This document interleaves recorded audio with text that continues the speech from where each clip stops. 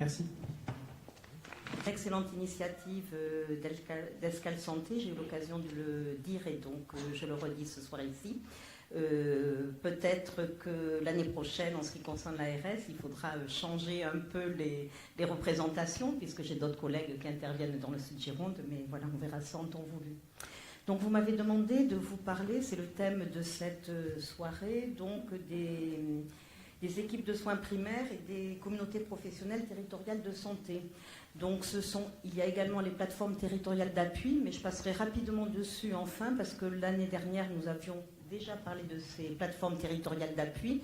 Donc je crois qu'un des intervenants suivants évoquera l'avancée de la mise en œuvre effective des plateformes territoriales d'appui, en tout cas dans le Sud-Gironde. Donc voilà, je parlerai essentiellement. Donc ces deux nouvelles modalités de coopération donc, ont été introduites par la loi de modernisation de notre système de santé du 26 janvier 2016, que sont donc les équipes de soins primaires et les communautés professionnelles territoriales de santé. Donc effectivement, les articles cités sont ceux de la loi de modernisation et ensuite il y a une instruction plus particulière qui concerne donc l'ensemble de ces modes de coopération. Alors qu'est-ce que c'est une équipe de soins primaires? Donc c'est un ensemble de professionnels de santé qui est constitué autour d'un médecin généraliste et qui choisissent d'assurer leur activité de soins de premier recours sur la base d'un projet de santé qui est articulé autour de la patientèle, donc de chacun des acteurs de santé qui composent l'équipe de soins primaires. Donc c'est un mode d'exercice coordonné autour d'une patientèle et qui est à l'initiative donc des professionnels de santé. Ce qui les fédère, c'est un projet de santé qu'ils définissent en fonction des besoins qu'ils ont identifiés naturellement autour de leur patientèle, et projet de santé qui est présenté à l'ARS et qui est validé par l'ARS. À l'heure actuelle, donc, on peut dire que ces équipes de soins primaires, en fait, sont un premier maillon dans l'offre de soins premier recours. Et jusqu'à présent, on peut les assimiler donc aux maisons de santé pluriprofessionnelles qui se sont d'ores et déjà constituées, mais pas seulement. Donc, les équipes de soins primaires ont aussi toute leur existence particulière et vont se développer de plus en plus dans le territoire. Il y a au moins une initiative dans le Sud-Gironde.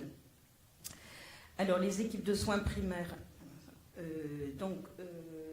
sont constituées par au moins un médecin généraliste, un personnel paramédical, qui peuvent être regroupés ou non sur un même site. Il n'y a pas forcément de bâti à la clé. Il n'y a pas de normes concernant le statut juridique pour former une équipe de soins primaires, à la différence en cela des maisons de santé pluriprofessionnelles qui donc ensuite avaient l'obligation de se constituer sous une certaine forme de société une fois que le projet de santé était validé par l'ARS, et ceci afin de bénéficier en particulier de modes de rémunération particuliers versés par la CPAM et garantissant le financement de leur coordination notamment. Le projet de santé donc, de l'équipe de soins primaires, il comprend 4 items. Il est orienté donc, vers une meilleure coordination des acteurs. De toute façon, c'est le principe de l'exercice coordonné, donc évidemment, il faut favoriser la coordination. La dimension prévention est un deuxième item du projet de santé. C'est une dimension fondamentale qui constitue un axe privilégié d'intervention de l'Agence régionale de santé Nouvelle-Aquitaine, et qui a été inscrit de toute façon dans la loi. Ensuite, la protection de l'état de santé des populations, et il y a un objectif dans ce projet de santé qui est la réduction des inégalités sociales et territoriales. Le deuxième mode de coopération, donc, ce sont les communautés professionnelles territoriales de santé, donc, qui, comme les équipes de soins primaires, émanent de l'initiative des acteurs de santé.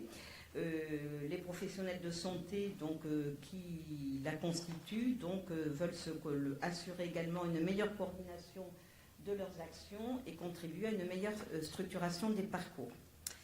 Les communautés professionnelles territoriales de santé formalisent également un projet de santé qui est transmis à l'ARS et validé par l'ARS. Mais la différence avec les équipes de soins primaires, c'est qu'on est dans une approche populationnelle, et donc les communautés professionnelles territoriales de santé développent plutôt une responsabilité populationnelle dans le cadre sur le principe plutôt d'une logique de projet.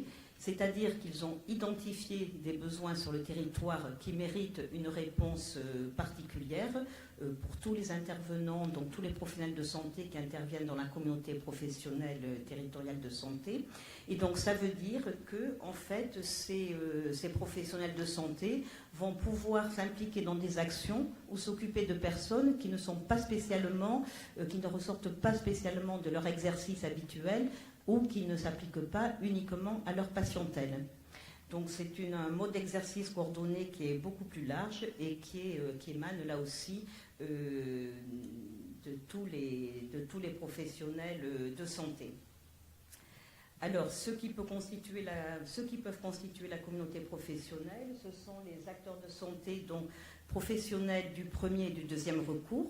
Les hôpitaux peuvent s'inclure, les établissements médico-sociaux, les services médico-sociaux, les services sociaux également.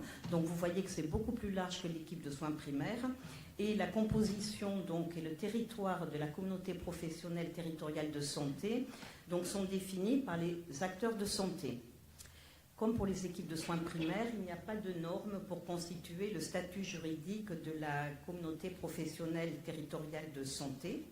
Un projet de santé, comme je vous l'ai dit tout à l'heure, qui doit organiser donc une offre de santé cohérente et coordonnée pour contribuer donc à la réponse sur le territoire des besoins qui ont été identifiés par ces professionnels de santé.